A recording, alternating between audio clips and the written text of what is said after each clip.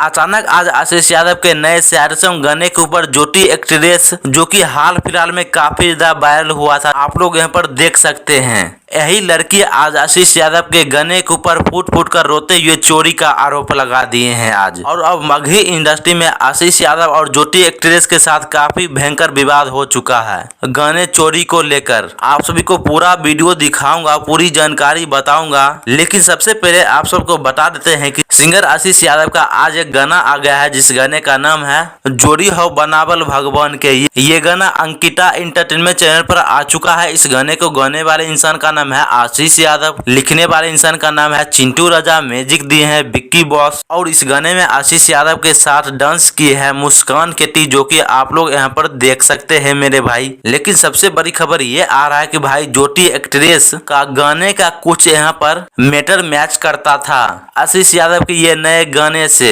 इसलिए आज ज्योति एक्ट्रेस काफी ज्यादा फूट फूट कर बोले कि आशीष भैया आप मेरे गाने को चुरा लिए हैं, ये आप बहुत गलत किए हैं, अब मैं नहीं जी पाऊंगी। ऐसे दोस्तों आपकी क्या प्रक्रिया है, क्या आशीष यादव ज्योति एक्ट्रेस का गाना चुरा सकते हैं? आप सभी जरूर कमेंट बॉक्स में बताइएगा।